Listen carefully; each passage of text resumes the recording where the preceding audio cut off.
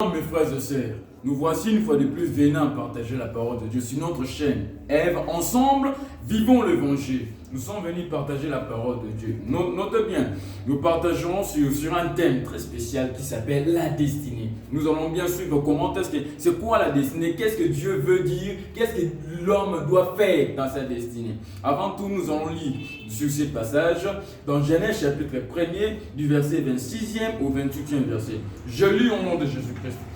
Puis Dieu dit, faisons l'homme à notre image, selon notre ressemblance, qui domine sur les poissons de la mer, sur les oiseaux du ciel, sur le bétail, sur toute la terre et sur tous les reptiles qui rampent sur la terre. Dieu créa l'homme à son image. Il les créa à l'image de Dieu. Il créa l'homme et la femme. Vous voyez? Dieu le bénit. Et Dieu leur dit, soyez féconds, multipliez, remplissez la terre et l'assujettissez et dominez sur le poisson de la mer, sur les oiseaux du ciel et sur tout animal qui se met sur la terre. Seigneur mon Dieu, nous te sommes infiniment reconnaissants. Parle à ton peuple, édifie-nous au nom puissant de Jésus-Christ. Amen. Notre thème est simple, c'est la destinée. Si nous avons très bien suivi, le texte, nous allons très bien comprendre ce qu'est la destinée.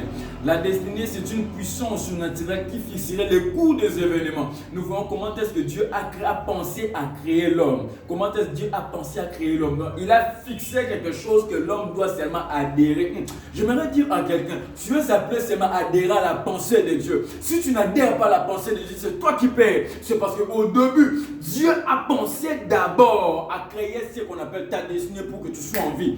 J'aimerais que tu puisses réfléchir un peu. Tu n'es pas créé au hasard. Tu es créé par un but. Avant que tu sois né, Dieu avait déjà prévu ton plan. Alléluia. Dieu avait déjà prévu un plan destiné à ta vie. Tu n'es pas chétif, ne te regarde pas. J'aimerais dire à quelqu'un, vis ce que Dieu dit.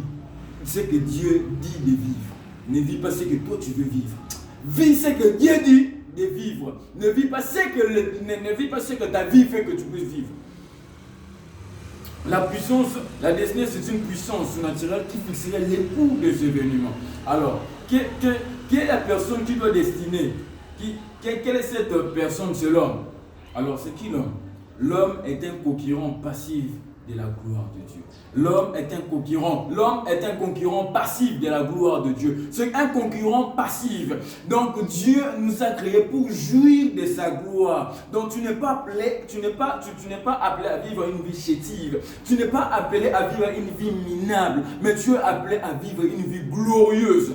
Alors certaines personnes me diront, pourquoi cette inégalité sociale? Si Dieu a réellement besoin qu'on vive dans sa gloire, qu'on participe dans sa gloire, pourquoi cette inégalité sociale? J'aimerais dire à quelqu'un, l'inégalité sociale est faite à base de péché. L'homme a péché, l'inégalité sociale c'est inscrit dans le monde. Mais seulement cette inégalité n'est pas éternelle. L'inégalité sociale, elle est faite par elle. J'aimerais dire à quelqu'un, l'inégalité sociale est faite par elle. Si aujourd'hui tu es récif, si aujourd'hui tu es pauvre, ça ne signifie pas que tu mourras pauvre. Si aujourd'hui tu es minable, ça ne signifie pas que tu mourras minable. J'aimerais dire que l'inégalité se fait par elle. C'est quoi ces relais? Pour faire ces relais, il faut avoir Jésus-Christ. C'est Jésus-Christ qui assure les relais. C'est Jésus qui assure les relais. Pour que ta vie change, pour que ta vie change, il convient. Il convient d'avoir Jésus-Christ dans ta vie. Tu es destiné à vivre une vie glorieuse. Alors, il faut avoir Jésus-Christ. Jésus-Christ, c'est lui le relais. Ne jouis pas, n'importune pas ta vie. Ta vie est tellement chère devant le Seigneur. N'importune pas ta vie. Ta vie est tellement chère devant les yeux de l'Éternel. Regarde le plan merveilleux. Il t'a créé pour dominer. Il t'a créé pour jouir de la grâce, de la bénédiction, de la bonté, de la puissance. Alors, si tu ne la vis pas, si tu ne la vis pas aujourd'hui, ça ne signifie pas que tu ne la vivras jamais. Tu la vivras à cause d'un seul homme. Si tu t'unis avec Jésus-Christ, tu jouiras de tout ce qu'il a dit. De tout ce qu'il a dit. J'aimerais illustrer une pensée. Une pensée, certaines personnes pourraient dire non, moi, Dieu, depuis que je suis né, Dieu ne fait absolument rien pour moi. Dieu ne fait rien absolument pour moi. Et ils sont prêts à vendre leur vie. J'aimerais donner, certaines personnes sont prêtes à vendre leur vie. J'aimerais donner un exemple très palpable qu'on pourrait bien comprendre. Ta vie, c'est comme de l'eau. Jésus-Christ est comme de l'eau. Jésus-Christ est comme de l'eau, ta vie c'est comme de l'eau. Alors imaginons celui qui prend de l'eau, ajoute de l'acide, ajoute du sucre, ça fera du jus. Et celui qui a pris seulement de l'eau simple. J'aimerais dire à quelqu'un, oui, tu choisis à ajouter des choses dans ta vie. Oui, ta vie sera délicieuse. Oui, ta vie sera délicieuse. Mais coûte que coûte, tu rentreras pour trouver de l'eau pure. Tu rentreras pour trouver de l'eau simple. J'aimerais dire à quelqu'un, une vie évoluer amène au succès, mais une vie simple mène dans l'excellence. J'aimerais dire à quelqu'un, il faut bien noter ça.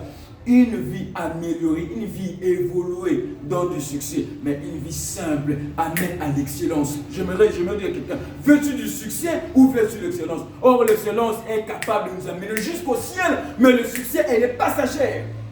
Le succès passager, l'excellence nous amène jusqu'au ciel. Que choisis-tu mon frère? Que choisis-tu ma soeur? Moi, je fais confiance à Jésus-Christ. Et toi, que fais-tu? Donne ta vie à Jésus-Christ, fais-lui confiance. Oui, je sais que les temps sont durs. Oui, je sais que les événements sont durs. Oui, je le sais. Je le sais, Dieu aussi le sait. Mais crois en lui, il te donnera la vie. Crois en lui, il te donnera plus que les choses de cette terre. Crois en lui, il te donnera même le paradis. Crois en lui, mon frère. Que Dieu te bénisse.